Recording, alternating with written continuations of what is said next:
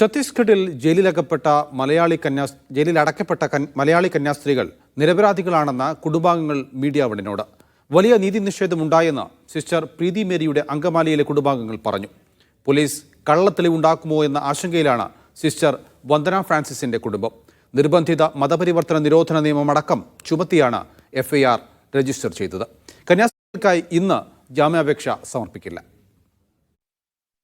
ഛത്തീസ്ഗഡിലെ ദുർഗ് റെയിൽവേ സ്റ്റേഷനിൽ വെച്ചാണ് സിസ്റ്റർ പ്രീതി മേരിയെയും വന്ദന ഫ്രാൻസിസിനെയും ബജ്രംഗ് ദൾ പ്രവർത്തകർ തടഞ്ഞുവെച്ച് പോലീസിന് കൈമാറിയത്. റിമാൻഡിൽ കഴിയുന്ന ഇരുവരുടെയും ജാമ്യത്തിനായി അടുത്ത ദിവസം തന്നെ സഭാ നേതൃത്വം കോടതിയെ സമീപിക്കും.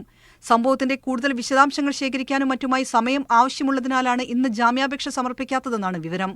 ഒരു തെറ്റും ചെയ്യാത്തവരെയാണ് ഛത്തീസ്ഗഡ് പോലീസ് പീഡനത്തിനിരയാക്കുന്നതെന്ന് സിസ്റ്റർ പ്രീതി മേരിയുടെ കുടുംബം ആരോപിച്ചു.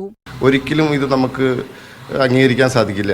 കാരണം ഇവിടെ ആൾക്കൂട്ടം ഇവിടെ മനുഷ്യക്കടത്തോ മതപരിവർത്തനം ഒന്നും നടന്നിട്ടില്ല. മതപരിവർത്തനം എങ്ങനെ നടക്കും? മതപരിവർത്തനം എന്ന് പറഞ്ഞാൽ 3 കുട്ടികളും ക്രിസ്ത്യാനികളാണ്. അവരുടെ മാതാപിതാക്കളുടെ അനുവാദത്തോടു കൂടിയാണ് വന്നിരിക്കുന്ന അധികാരികളെ അറിയിച്ചു. വ്യാജ തെളിവുകൾ ഉണ്ടാക്കാനാണ് പോലീസിന്റെ ശ്രമമെന്ന് സിസ്റ്റർ വന്ദന ഫ്രാൻസിസിന്റെ കുടുംബവും പ്രതികരിച്ചു. ഇങ്ങനെ ഇതല്ല, മനുഷ്യക്കടത്തെന്നല്ല, അവർക്ക് എന്തെങ്കിലും ഒരു കാര്യം മതിയല്ലോ. അപ്പൊ അങ്ങനെ മനുഷ്യക്കടത്തിലൊന്നും ഇവരൊന്നും ചെയ്തിട്ടുമില്ല, ഒട്ടുപിടി ഒന്നും ചെയ്തിട്ടുമില്ല.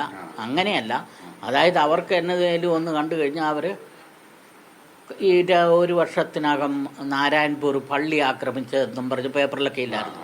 അപ്പോൾ ആ സമയത്ത് ഇവരുടെ മടവും അതെ.